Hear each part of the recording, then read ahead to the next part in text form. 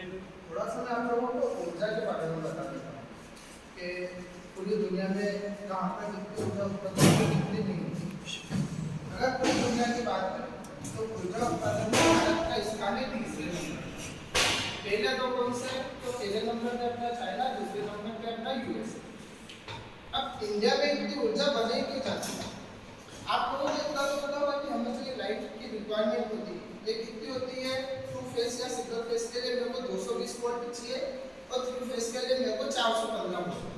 415 volt से मेरे को 416 वोल्ट की रिक्वायरमेंट नहीं होती, पर फिर भी हम जो ऊर्जा बनाते हैं वो हमारी किलो वॉट से होती है। जैसे 11 केवी हो गई या 33 केवी हो गई या 132 हो गई या 765 किलोवाट, मतलब ये समथिंग अराउंड हो जाएगा 76,000 किलोवाट या 76,000 वोल्ट। तो मेरे को तो चाहिए तो सिर्फ 415 और मैं सीधे 76,000 क्यों बना रहा हूँ? तो इसका एक बेसिक सा नियम ये होता है कि ऊर्जा जहाँ से बनती है तो मुझे जहाँ उपयोग लाना रहता है उसके बीच में मेरे को एक माध्यम चाहिए। जैसे बात है, मेरे को अगर यहाँ से बाहर जाना है तो मेरे को उस रास्ते पे जाना पड़ेगा। तो ऊर्जा जहाँ से बनती है वहाँ से मेरे को उसको कहाँ इम्प्लीमेंट करना है। अगर वहाँ तक मुझे लेके आना है तो उसका एक पाथ होता है जो अपने तार देते हैं ना, इसको कंडक्टर, हमारी भाषा में कंडक्टर और बस बार बोलते हैं, आप लोगों की भाषा में इसको तार बोलते हैं। अब क्या हुआ, मैं मान लो यहाँ से उठ के बाहर रोड तक ही गया तो मेरी एनर्जी में कुछ ना कुछ लॉस तो होगा ही। मान लो अगर मैंने यहाँ पे खाना खाया, पेट भर के बैठ गया आराम से, और जैसे ही यहाँ से मैं बाहर गया तो कुछ ना कुछ लॉस होगा ही सही। थोड़ी देर बाद मेरे को फिर से भूख लगेगी। सेम केस हमारे ऊर्जा केस में होता है। ऊर्जा केस में क्या होता है, मान लो मैंने यहाँ से 10 किलोमीटर दूरी मेरा एक पावर प्लांट है। जैसे अपन आमला की बात करें, आमला में अपना विंड पावर प्लांट है। अब वहाँ पे ऊर्जा तो बन गई, अब ऊर्जा मेरे को नलखेड़ा तक लेके आनी है तो वो काम करेगी, कुछ ना कुछ वो चलेगी सही। अब उसका जो चलने में मेरे को क्या होगा, लॉस होगा, ठीक। तो उस लॉस को रिकवर करने के लिए हम जो ऊर्जा का उत्पादन करते हैं वो बड़ी से बड़ी मात्रा में करते हैं। इसका एक नियम भी होता है कि जो अपना ट्रांसमिशन की जो एफिशिएंसी होती है वो हाईएस्ट कब रहेगी कि मैं जितना मैक्सिमम वोल्टेज उसमें दूंगा। मान लो इधर से मैंने 132 वोल्ट दिया, लॉस होते होते वो मेरे सब स्टेशन तक आते आते 100 किलोवाट या 90 किलोवाट के समथिंग आएगा, ठीक है। तो ये जो बीच में जो लॉस हुआ ये ऐसा ही है कि लॉस आप कंप्लीटली हटा सकते हो। हर चीज में लॉस होता ही है, जैसे हर सिक्के के दो पहलू होते हैं, इसीलिए इसमें जनरेशन भी होगा तो लॉस भी होगा। हमारा इस ये जो ऊर्जा साक्षरता अभियान है इसका मेन उद्देश्य ये है कि हम जो लॉस है उसको कम से कम कर सकें। आप लॉस पूरी तरह से किसी भी चीज में हटा नहीं सकते, जैसे कोई सी भी चीज परफेक्ट नहीं होती वैसे इस चीज में भी यही कि आप लॉस 100% कभी भी हटा नहीं सकते। हमारा मेन उद्देश्य ये रहता है कि हम इस लॉस को जितना कम हो सके उतना कम कर सके, ताकि हमारा जो रिक्वायरमेंट है मेन वो हम अच्छे से इम्प्लीमेंट कर सके। अब लॉस कम करने के लिए क्या क्या हो सकते हैं कि जैसे हमारे इसमें देखा जाए विद्युत विभाग में हम क्या करते हैं कि अच्छा से अच्छा कंडक्टर यूज करते हैं, गुड क्वालिटी का गुड ग्रेडेड कंडक्टर हम यूज करते हैं, ठीक है। क्यों यूज करते हैं कि मान लो अगर मैंने कोई ऐसा कंडक्टर ले लिया जिसमें लॉस ज्यादा हो गया, रेजिस्टेंस के बारे में आप लोगों को थोड़ा पता होगा शायद थोड़ा बहुत, मतलब रेजिस्टेंस क्या करता है, ये जो करंट फ्लो होता है इसको अपोज करता है, मतलब इसके विपरीत होता है ना। जैसे फ्रिक्शन फोर्स भी आप लोगों ने पढ़ा ही होता है कि चलने के टाइम में अपन को अपोज करता है, सिर्फ हमारे इलेक्ट्रिकल में रेजिस्टेंस होता है।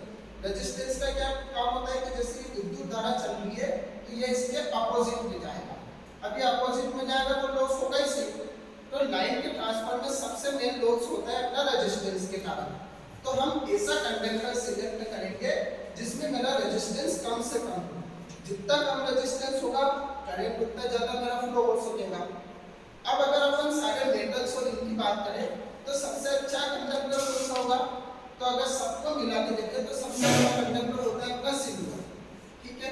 पर अपन सिल्वर को यूज करते हैं, आपने देखा कि ये तार सिल्वर के बने रहते हैं, नहीं बने रहते ना। तो उसकी भी एक कंडीशन है कि आप कोई सा भी प्रोजेक्ट बनाते हो या इंप्लीमेंट करते हो तो उसमें 2 से 3 चीजों का ध्यान रखो। सबसे पहली चीज होती है आपकी कॉस्ट, आप लागत कितना देते हो, सबसे मेन चीज तो वही होगी ना। अगर आपके पास 10 रुपए ही नहीं खर्च करने के लिए तो आप 10 रुपए कैसे खर्च करोगे? आपके पास 8 रुपए तो 8 ही खर्च करोगे ना, इससे ज्यादा तो नहीं कर सकते। तो अगर मैं सिल्वर का कंडक्टर यूज करूंगा तो चांदी तो आप लोगों को भी मालूम है कितनी महंगी है, कितने कुंटल की चांदी लगेगी, तो कॉस्ट कितनी बढ़ जाएगी। तो इसलिए अपन चांदी का यूज नहीं करते। अपन जाते हैं सेकंड बेस्ट। सेकंड बेस्ट मेरा कंडक्टर हो गया, जो मेटल होता है जो कंडक्ट करता होता है अपना एल्यूमिनियम। तो अधिकतर अपने जो वायर बने होते हैं ये एल्यूमिनियम के बने होते हैं। क्यों बने होते हैं? ताकि मेरा रेजिस्टेंस इसमें कम से कम हो, ताकि मेरा जो विद्युत का जो लॉस होता है वो मेरा कम से कम हो। दूसरी चीज, चलो ये तो अपने ट्रांसमिशन में चलो बचत कर लेंगे, पर ट्रांसमिशन में भी आप लोगों ने जैसे दूसरे लोग आप यहाँ पे गाँव से लोग, आपको तो पता ही होगा कि कैसे अपन डायरेक्ट तार टांग लेते, कुछ कर लेते, डायरेक्ट मोटर भी चलाते। आप लोगों को क्या लगता है बिजली तो आ रही है, पंखे घूम रहे, बिजली आ रही है, तो ये चीजें इतनी आसान नहीं है। इन चीजों से कितना फर्क पड़ता है कितना नहीं पड़ता है ये हमको सब मालूम पड़ता है। मीटर एक ऐसी चीज है, मीटर अपने को बता देता है कि कितनी यूनिट अपनी खपत हो रही है कितनी नहीं हो रही। मान लो मीटर बता रहा है कि इस गांव में 1000 यूनिट खपत करनी और बिल उसमें से 500 यूनिट का रहा, तो बची हुई 500 यूनिट का चोरी में गई ना वो। अब उस चोरी को पकड़ने के लिए हम कोई सी कार्रवाई करते हैं तो आप लोगों को क्या लगता है ये तो हमारे पास ही आ गए, हमारे पीछे पड़ गए। हम ये नहीं बोल रहे कि हम किसी चीज का विरोध कर रहे हैं नहीं कर रहे, पर हमारे भी कुछ नियम है। अगर उन नियम के हिसाब से चलोगे तो हमारी नजर में आप लोग चोर हो, क्योंकि हमारी खपत हुई 1000 वोल्ट की और बिल आया सिर्फ 500 यूनिट का, तो बची हुई 500 यूनिट का गई। या तो वो चोरी हो गई या किसी ने डायरेक्ट वायर कर दिया या कुछ भी कर दिया। आज भी बहुत सारे गाँव में ऐसी स्थिति है, शहर में तो क्या दिखता नहीं होता, पर गाँव में ऐसी स्थिति है जहाँ पर लोग डायरेक्ट लाइन चला रहे, उनका बिल का नामो निशान ही नहीं।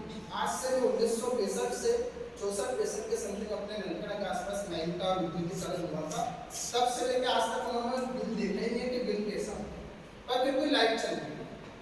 अब ऐसा तो नहीं है कि सरकार मना कर रही है हम मना कर रहे हैं, पर क्या है कि जब ये चीजें पकड़ में आती है तो आप लोगों को क्या लगता है, आप लोग हमारा विरोध करते हो, हमारे अगेंस्ट जाते हो, सरकार के अगेंस्ट जाते हो। पर आप मैं आपको एक छोटी सी बात बता रहा हूँ कि विद्युत को लाने में खर्चा कितना होता है। सबसे पहले तो विद्युत बनती कैसे, तो विद्युत बनने के अलग अलग तरीके होते हैं। एक हमारा होता है कोल से, एक होता है हमारा मोटर से, एक होता है हमारा विंड से, एक होता है हमारा सन से। उसके बाद आता है न्यूक्लियर। न्यूक्लियर मतलब रासायनिक जो फ्यूजन वगैरह होता है उस प्रोसेस से। इसके अलावा छोटे मोटे बहुत सारे जैसे जियोथर्मल हो गया, टाइडल एनर्जी हो गया, ऐसा करके बहुत सारे हमारे पास सोर्स है। मतलब हर चीज जिसका जो एनर्जी प्रोसेस करती है मैं उससे एनर्जी ले सकता हूँ। सर ने भी बताया एनर्जी का नियम है, ये क्रिएट नहीं होती ना ये डिस्ट्रॉय होती, बस एक से दूसरे में ट्रांसफर होती है। ठीक है, अब इंडिया की बात अपन करें तो इंडिया की जो इंस्टॉल्ड कैपेसिटी है वो समथिंग अगर देखा जाए तो 400 गीगावाट्स के समथिंग है। ठीक है, अब बात ये आती है कि इतनी इंस्टॉल्ड कैपेसिटी है, वर्ल्ड में हमारा तीसरा नंबर है एनर्जी उत्पादन में, फिर भी कुछ जगह ऐसी है जहाँ पर ठीक से लाइट नहीं मिल पाती है, 24 घंटे लाइट नहीं मिल पाती है। हमारी कंपनी का काम ये है कि जितनी ऊर्जा बने उतनी हम हमारे कंज्यूमर को या कस्टमर को दें, ताकि सबके पास, क्योंकि ऊर्जा सबको जरूरी है यार। अगर लाइट नहीं मिलेगी तो क्या ही होगा। आजकल के जमाने में अगर आप लोगों को लाइट मिले, सिर्फ आपके घर में लाइट मिले तो आप रह सकोगे क्या? बिना पंखे के कोई रह सकेगा या लाइट के बिना कोई रह सकेगा?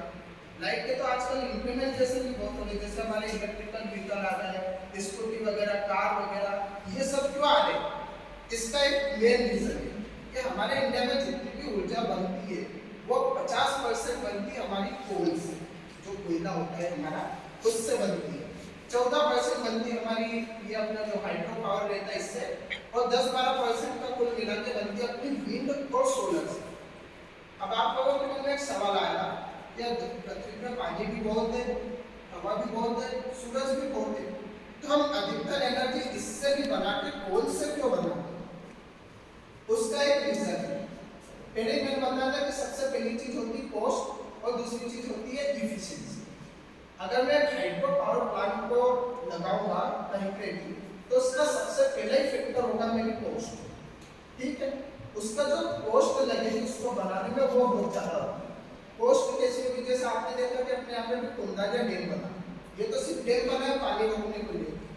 जनरेटर हाइड्रो पावर प्लांट में क्या होता है, एक यूनिट वो लग जाती है, जनरेटर वो लग जाता है, जिससे जनरेट होती है। अब मेरी बात सुनिए, ये कुंडा डैम जो बना, इसमें सरकार ने कितने लोगों को मुआवजा दिया? करोड़ों में मुआवजा दिया ना। तो वो कॉस्ट पे होगी, प्लस उसको इतना बड़ा बनाने में जो पूरा कॉन्ट्रैक्ट हुआ वो भी 400-500 करोड़ से ऊपर का हुआ। तो मतलब आप सोचिए कि उस प्रोजेक्ट को बनाने में मेरे को मालूम है एक एरिया रोक रहा हूँ तो आसपास मुआवजा देना पड़ेगा, वो मेरा हजारों करोड़ में होगा। दूसरी बात, उसको बनाने में कितना पैसा लगेगा वो ज्यादा होगा। तीसरी बात ये होगी कि वो कितना एफिशिएंट है।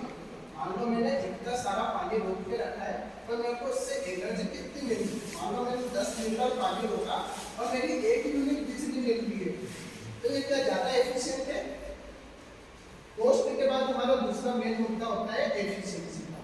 एफिशिएंसी हमारे लिए बहुत जरूरी है। एफिशिएंसी क्या होती है कि मैं कम से कम इनपुट दूं और मेरे को ज्यादा से ज्यादा आउटपुट दूं। अब ऐसा तो है नहीं कि मैं 1 लीटर पानी दूंगा मेरे को 2 यूनिट बिजली मिल जाएगी, इतना तो समझते हैं। पर ये है कि अगर मैं 10 लीटर पानी दे रहा हूँ तो मेरे को जितनी हो सके उतनी एनर्जी मिल रहा है। अगर अपन तीनों चारों चीजों को कंपेयर करें, एक तरफ मैं कोल को रखूं, एक तरफ न्यूक्लियर को और एक तरफ इन तीनों हाइड्रोजन न्यूक्लियर और सन। अगर मैं तीनों में इक्वल अमाउंट का फ्यूल, इधर मेरा फ्यूल हो जाएगा पानी, सूरज और हवा। न्यूक्लियर में मेरा फ्यूल हो जाता है यूरेनियम, जो अपने रासायनिक तरीके यूरेनियम जैसे अपन यूज करते हैं उसमें रिएक्शन के लिए। और कोल में क्या कोयला, डीजल प्लांट में क्या डीजल। अगर चारों पांचों चीजों में अगर मैं 1-1 केजी का फ्यूल दूंगा तो सबसे ज्यादा मेरी एनर्जी जनरेट होगी वो होगी मेरी न्यूक्लियर एनर्जी से। दूसरे नंबर से जो एनर्जी जनरेट होगी वो होगी मेरी कोल से। तीसरे नंबर पे जो एनर्जी जनरेट होगी वो होगी बची डीजल और इनसे। तो आप देखिए मेरा कम फ्यूल दिया 1 किलो, सबसे ज्यादा एनर्जी कहां से मिलती है? न्यूक्लियर से। दूसरे नंबर पे कोल और तीसरे नंबर पे हाइड्रोजन वगैरह। अब आप सोचिए कि मैं अगर 100 रुपए खर्च करूंगा इन तीनों को बनाने में तो सबसे ज्यादा एनर्जी किससे मिलेगी? न्यूक्लियर से मिलेगी ना मेरे को, क्योंकि फ्यूल तो मैंने तीनों में बराबर है 1-1 केजी का, पर सबसे ज्यादा एनर्जी आउटपुट मुझे सबसे ज्यादा किसमें मिल रहा है? कोल में मिल रहा है। इसलिए हमारे भारत में कोल अधिकतर यूज करते हैं। न्यूक्लियर क्यों यूज करते हैं? न्यूक्लियर का एक सबसे बड़ा एक रीजन है कि आप लोगों ने हिरोशिमा और नागासाकी के बारे में सुन ही रखा होगा ना, वहां पर एटॉमिक बम फोड़ा गया था। न्यूक्लियर पावर प्लांट में क्या होता है कि इनको चलाने में बहुत सतर्कता करनी पड़ती है। मतलब आप एक छोटे बच्चे को संभालते हो उससे भी ज्यादा सतर्कता अपने को न्यूक्लियर पावर प्लांट को चलाने में लगती है। क्यों लगती है? ऐसा पेपर को अपने को दिखता क्यों है, फिर भी अपने को इतनी आराम से तो चलाना पड़ता है।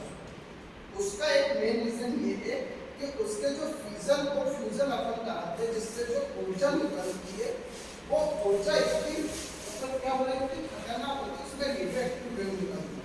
अगर आप उसके सामने खड़े हो तो आपको जिंदा जला इतनी उसमें से एनर्जी निकलती है। न्यूक्लियर पावर प्लांट में कभी जैसे अगर आपने देखा होगा कि जो काम करते हैं वो पहन के रखते हैं, एक अलग टाइप का प्रोटेक्टेड कवर देते हैं। वो कवर का काम क्या रहता है कि वो कवर उनको रेडिएशन से बचाता है, जितनी भी हानिकारक रेडिएशन होती है वो बचाते हैं। अपनी अर्थ को रेडिएशन से कौन बनाता है? अपने आउटर मोस्ट जो एटमॉस्फेयर है वो सारी रेडिएशन जो आती है उनसे बचाता है और सिर्फ जो लाइट है वो अपने पास भेजता है। ठीक है, सेम अगर मैं न्यूक्लियर पावर प्लांट में इंप्लीमेंट करूं कि अगर हल्का सा भी मेरे वहां पे कुछ भी मिसमैच हुआ तो उससे जो उसका जो रिएक्शन होगा वो इतना ज्यादा होगा कि मैं सेल नहीं पाऊंगा। हिरोशिमा नागासाकी में आज भी कुछ बच्चे अपन को पैदा हो गए या कुछ ना कुछ बीमारी के साथ पैदा हो गए। क्यों?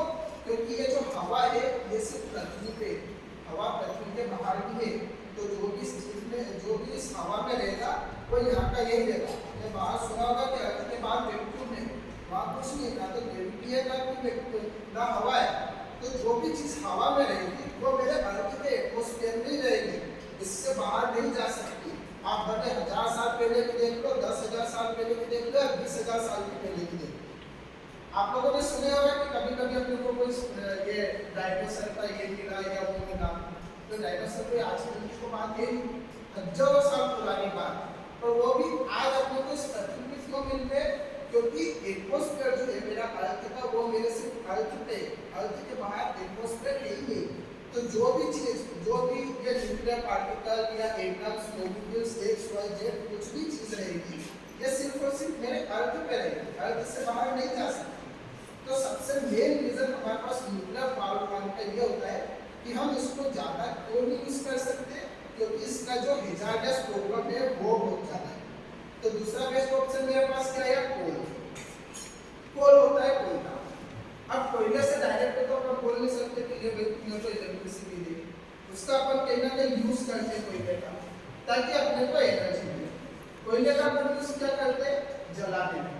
कोयला आपको पता ही क्या होता है, कोयले से क्या करते हैं अपन, जो अपना वाटर रहता है उसको हीट करते हैं, उसकी जो स्टीम निकलती है वो अपन टरबाइन्स पे डायरेक्ट करते हैं,